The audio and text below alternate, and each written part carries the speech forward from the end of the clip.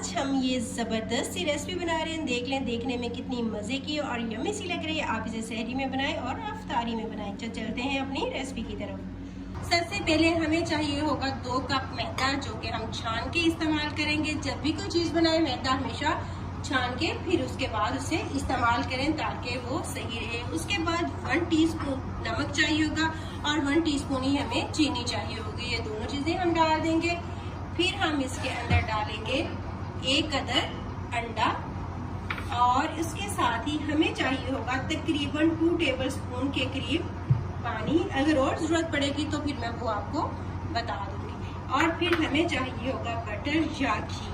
अब यहाँ पे हमने ऑयल इस्तेमाल नहीं करना, या तो हम बटर इस्तेमाल करेंगे या फिर हम घी इस्तेमाल करेंगे।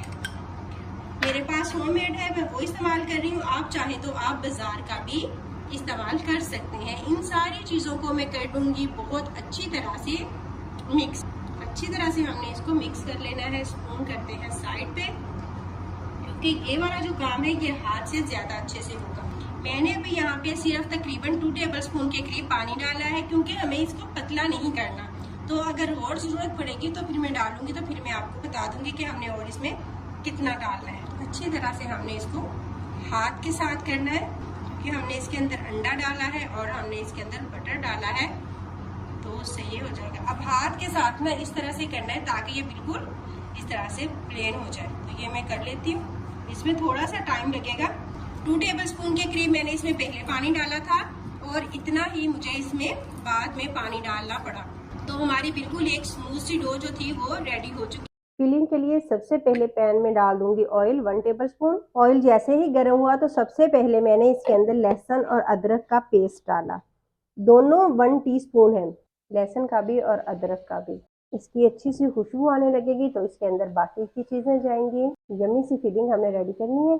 अच्छी सी खुशबू आने लगी है तो मैंने एक शिमला मिर्च यहाँ पे ली है कटी हुई। ना बहुत मोटा काटा है, ना ही उसे बहुत ज्यादा बारीक।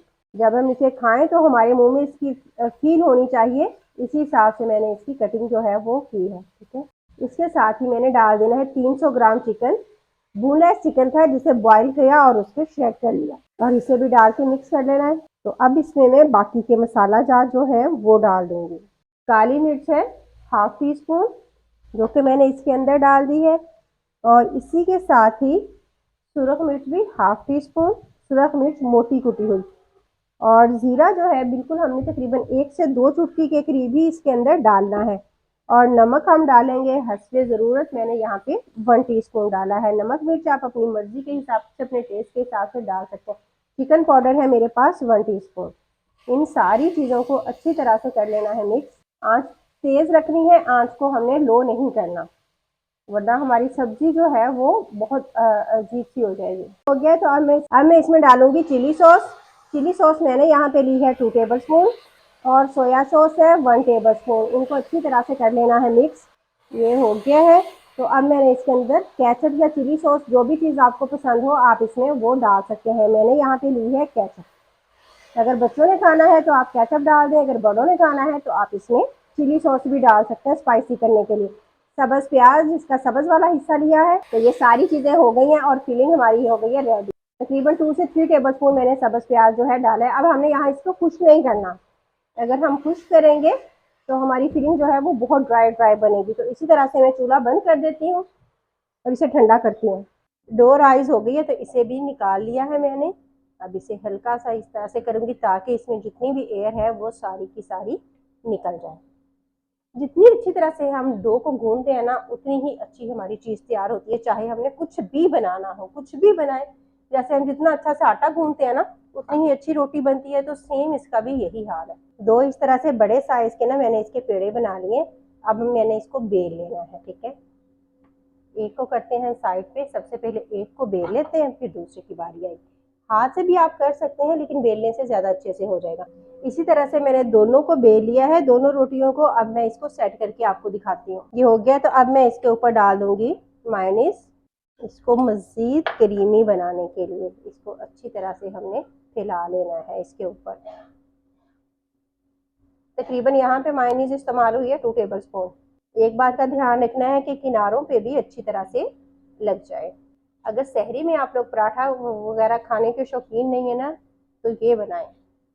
इसमें ऑयल भी नहीं होता क्योंकि ये बेक होती है, तो इसी वजह से बहुत मज़े की लगेगी। इसी के साथ डालेंगे बारबेक्यू सॉस, वो भी तकरीबन 2 टेबलस्पून।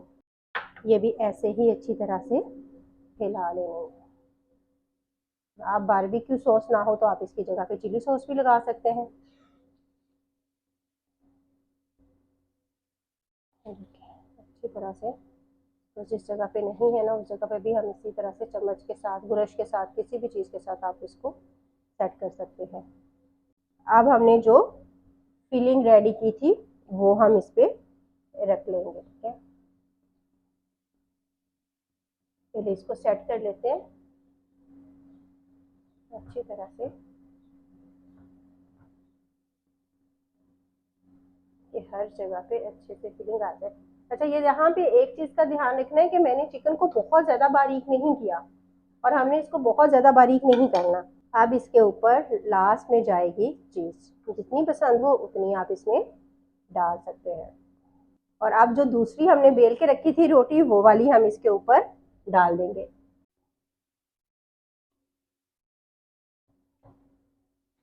अब ये एक चीज़ का और ध्यान रखना है, जहाँ पे हमें लगे ना कि बराबर नहीं है तो हम इस तरह से इसको बराबर कर लेंगे। ठीक है, थोड़ा सा खींचेंगे तो क्योंकि ये नरम है ना, तो ये आराम से बराबर हो जाएगी। इसको इस तरह से कर लेंगे प्रेस हाथ के साथ ही, और साइड्स पे जो इस तरह से हाथ के साथ ही हमने इसको कर लेना है। तो अब हमने करना है इसको हल्का सा डिज़ाइन बनाना। इस तरह हाथ से, आप किसी छुरी के साथ भी बना सकते हैं, लेकिन हाथ से भी बहुत आराम से, छुरी के साथ नहीं, किसी चम्मच के साथ। ठीक है, छुरी से बनाएंगे तो ये टूट जाएगा। अब इस पे इस तरह से हल्के हल्के से हमने कट्स लगा लेने हैं। अगर आपकी छुरी साथ चिपके ना, तो इसको हल्का सा मैदा लगा लें, तो ये बिल्कुल भी चिपकेगी नहीं। ये हो गया है, तो अब इस पे करना है अंडा ब्रश। यहाँ सिर्फ ऊपर वाले हिस्से पे ही हमने इसको करना है। अब जाएगी इसके यहाँ इस साइड पे चीज़, जहाँ पे हमने इसको थोड़ा थोड़ा सा गैप दिया था। मैंने यहाँ पे मोज़रेला और चेडर जो है वो दोनों मिक्स की हुई हैं।